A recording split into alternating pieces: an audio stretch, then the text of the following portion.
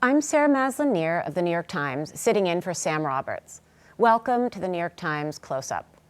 This week, as both food and healthcare safety nets unravel in real time, we'll hear how frontline organizations are scrambling to meet a surging need and what it means for the vulnerable New Yorkers increasingly at risk of losing their last lifelines. But first, a somber city is still reeling from the shocking mass shooting that unfolded last week inside a Midtown Manhattan office building, leaving 5 people dead, including an NYPD officer and a Blackstone executive, and wounding another. All while the police department grapples with persistent scrutiny over transparency, accountability, and trust among the communities it serves, despite declining crime in the city. I'm now joined by Maria Cramer, bureau chief of the NYPD for The New York Times. Her coverage has examined not only this mass shooting, but the deeper systemic questions it raises about policing, mental health, gun access, and public safety in New York. Welcome. Thank you.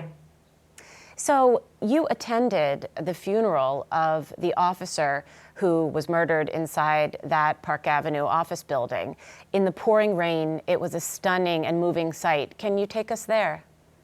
Yes, Officer Islam was honored by a crowd of, I would say, thousands of officers and residents of the Bronx near where he lived. And you had a sea of officers standing outside, first in the heat. It was really overwhelming heat and humidity.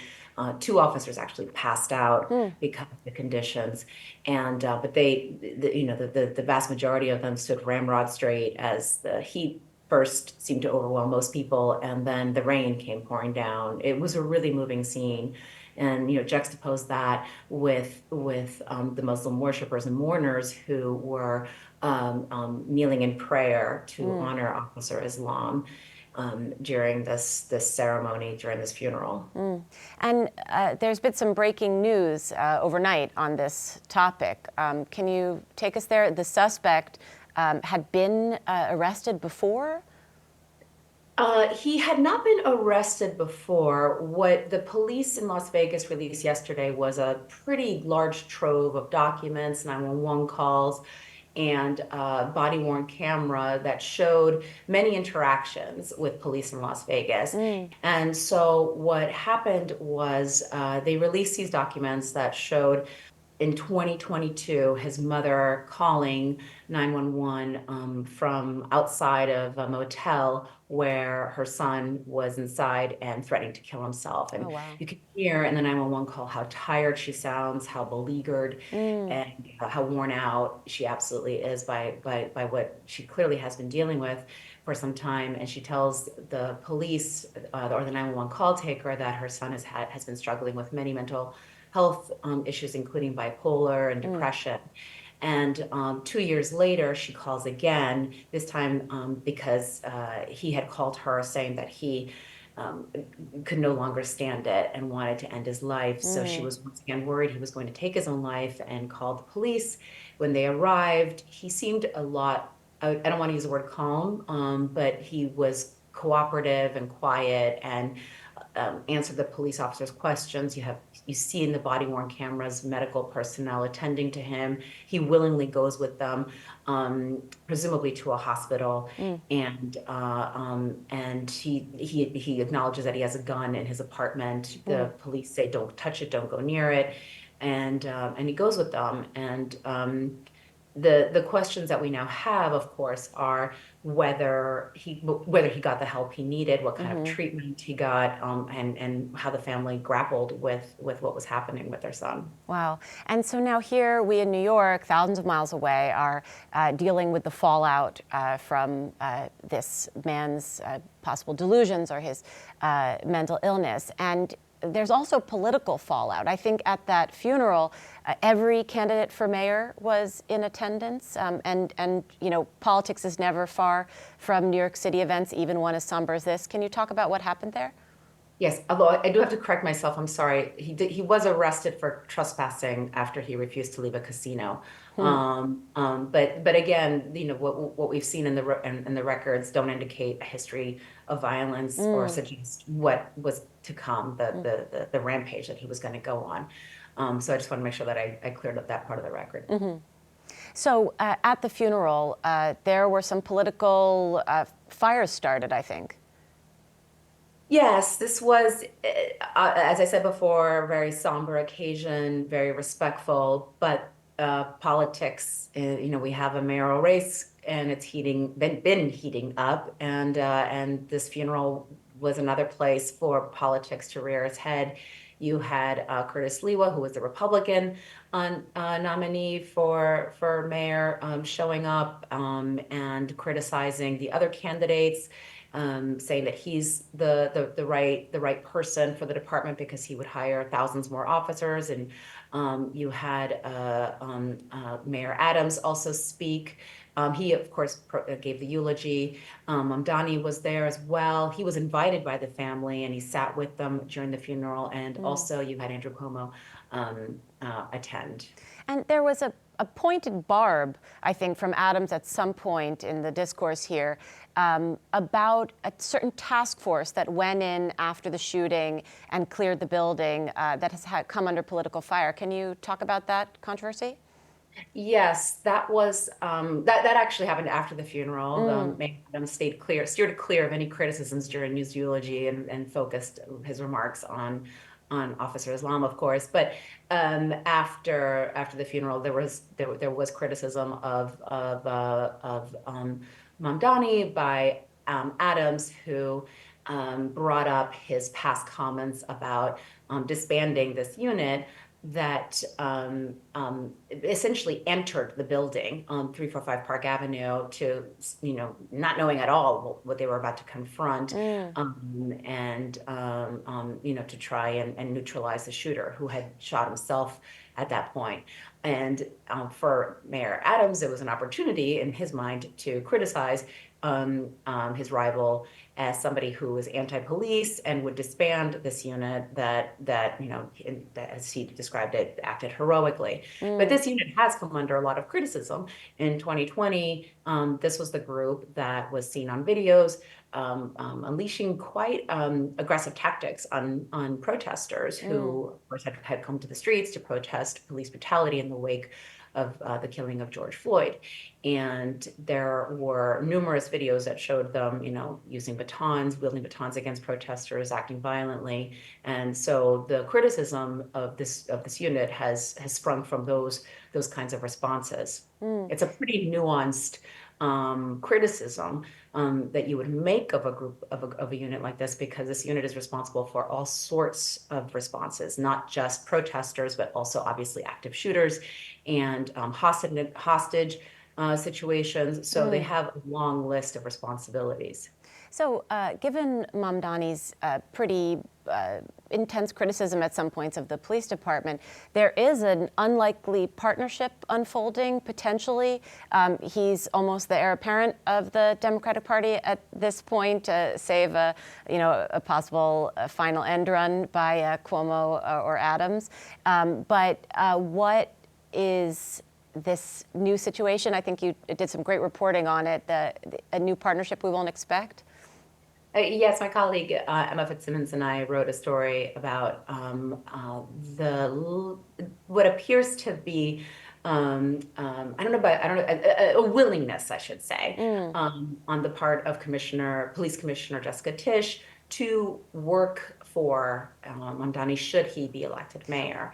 And on his part, he has said that he would consider keeping her on. She is somebody who has come into the police department following a time of great dysfunction and chaos and settled things quite a bit. So in the city, she's regarded as somebody who is capable, who is competent, and who also has quite a background in managing, and has come in and cleaned house, so to speak. And so she's definitely racked up a lot of points with business groups in the city, and so it behooves him, many political observers say, to at least look like he would be open to the idea of keeping her on.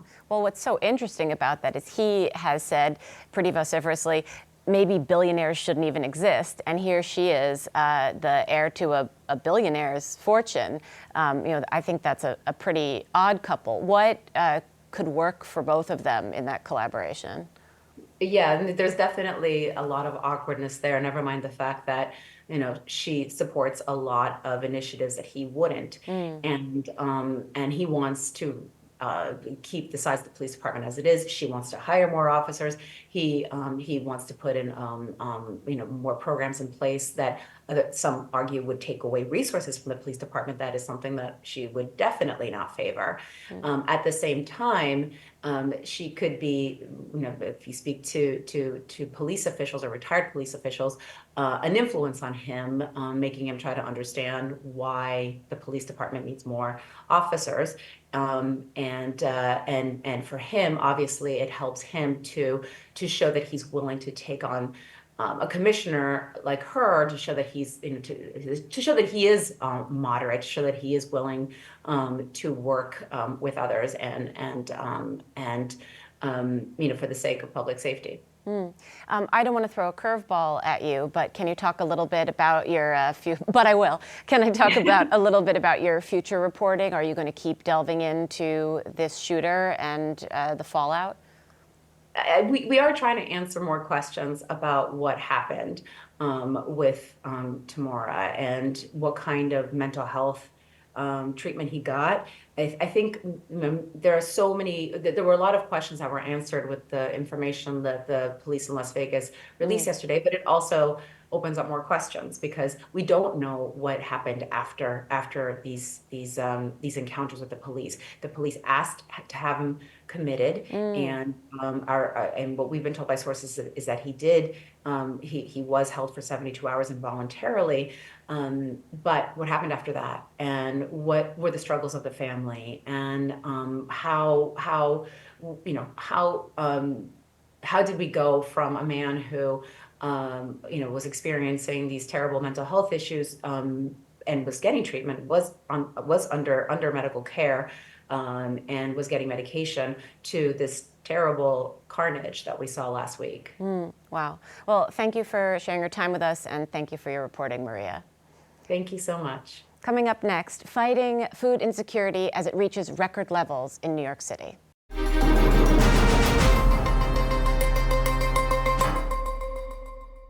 For New Yorkers, hunger is at an all-time high.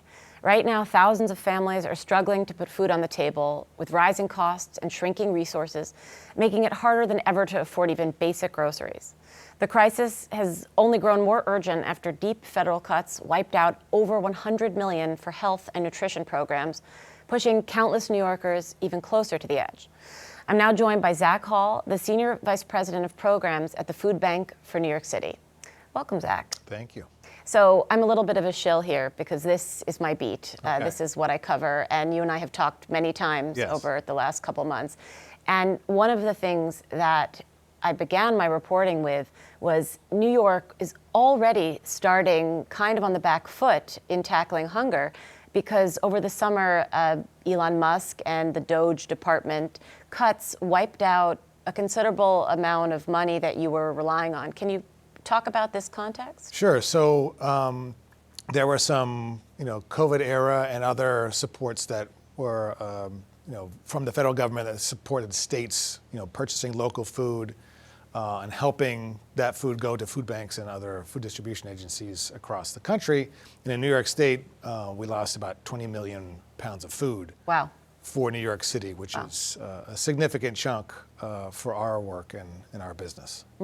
And a bunch of those programs also had really powerful knock-on effects. One of those programs was to buy local food from local farmers. So, New York has a tremendous rural farming population. That's right. So we're not just talking about New York City. So you're not only losing food for the vulnerable in those areas, you're losing purchasing power to support the farmers in those communities. So it was a pretty interesting moment. That's right. I mean, those dollars supported millions of dollars in purchasing for us, for upstate farmers that, produced locally and was able to provide the groceries that would be on New York City residents' tables later in the week. And that's really a problem for us to sort out and navigate. We're adapting, but it is a huge cut to our bottom line in terms of food that's going out the door to hungry folks in need.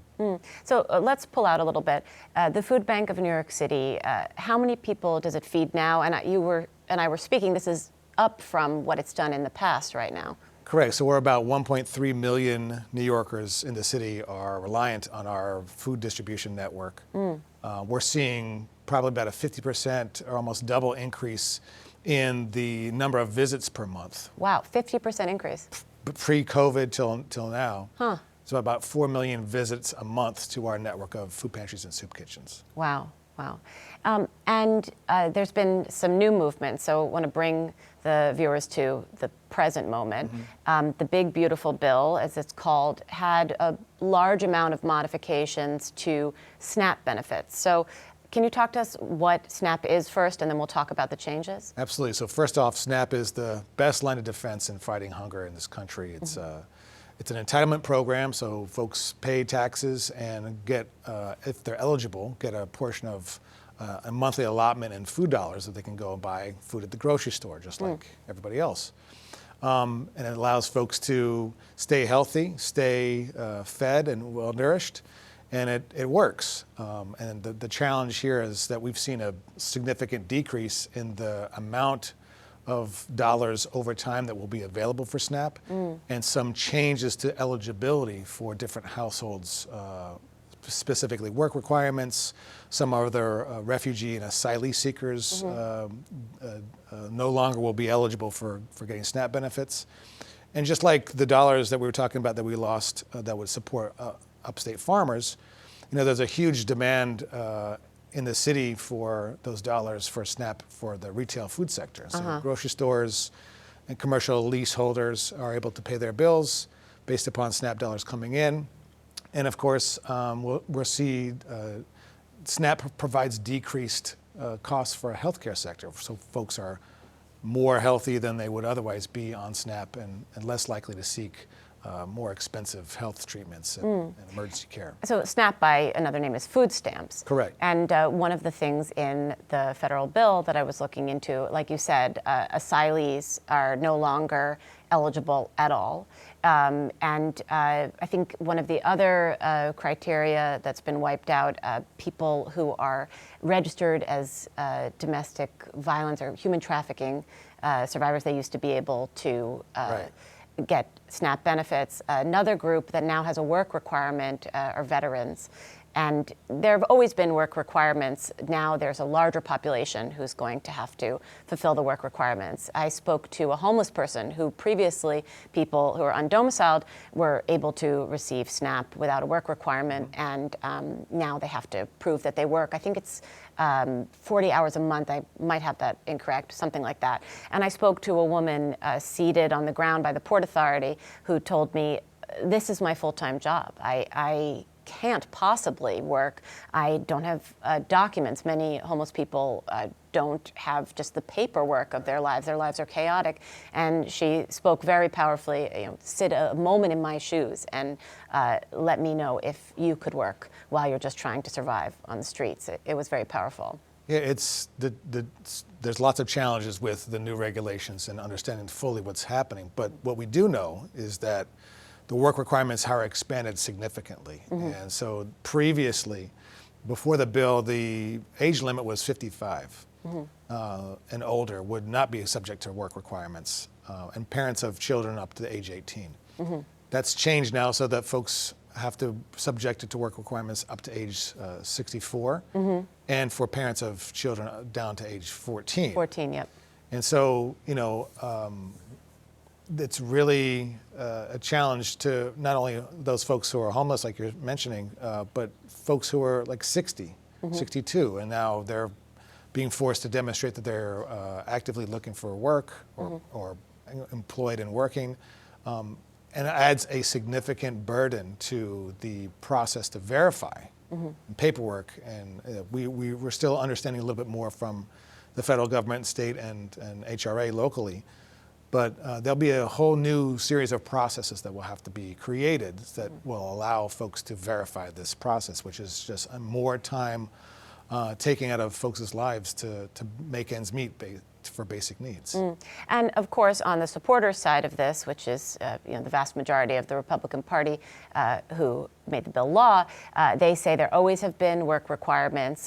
This will make people step up and get healthier and get safer. And I spoke to a food expert also who said it rolls out over time, and that people will adjust their lifestyles and find a way to work in order not to lose these benefits. So it's important to show both sides of this equation. But there are going to be some real-time effects for you. I think you guys are shuttering 2 programs. Is that correct? Right. As part of the bill, SNAP has always had a nutrition education component, so making sure that folks receiving this benefit have the skills, confidence, and knowledge to make healthy food a part of their life on a limited budget. And that was completely eliminated at the federal level. So those are 2 major programs that we've operated, one for over 32 years. Wow. Our cookshop program locally here in the city, which was the largest provider of nutrition education to public school students in the city. And that's teaching kids in public school. Correct.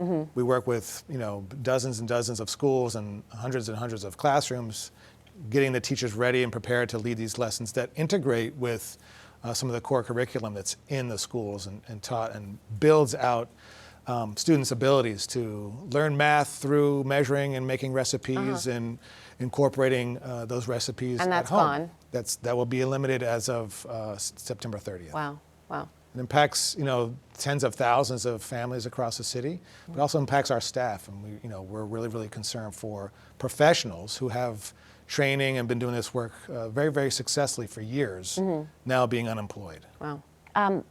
I don't want to be overly rosy because it's a tough time for food insecurity and meeting that demand, but there are a couple bright spots. I think public-private partnerships are where this is leading many organizations like yours. Can you talk a little bit about that? Sure. One of the benefits of my work is seeing how government works, how we engage with corporate foundation partners and others. And so, we've been very buttressed by the private sector and our donor base to really invest in our mission, given what's on the horizon. And we work across the city with hundreds and hundreds of nonprofit pantries and soup kitchens themselves, who are primarily volunteer driven, primarily locally based, and serve their communities. And it's really critical that we support those networks, who then end up feeding their communities in the neighborhoods across the city that need it. Some of our best coordinated efforts are with schools, colleges, healthcare partners. In addition to those food pantries and soup kitchens, we have about 60 K-12 schools that we have pantries in, that we've worked to develop. In the schools, wow. In the schools. Schools are trusted locations where families are already going. Yep. It gives another resource to schools who want to have really great relationships with their student families.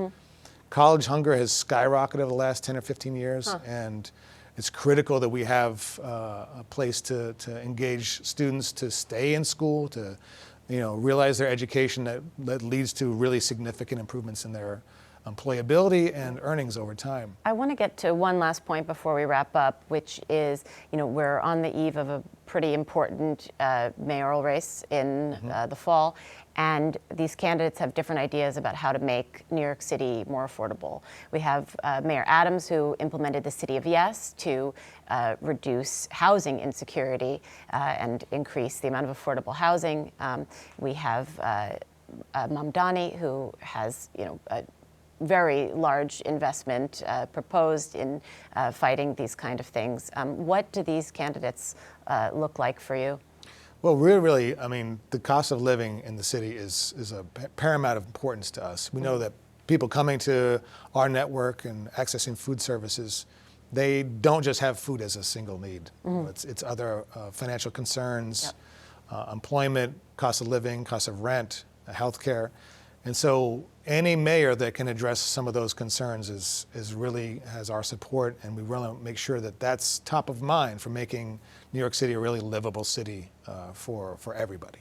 One of the stories I did most recently was on overcrowding, and it's pretty interesting. We think of doubling up in apartments as something cute that a bunch of interns do in the West Village, 6 of them piling in a studio for the summer.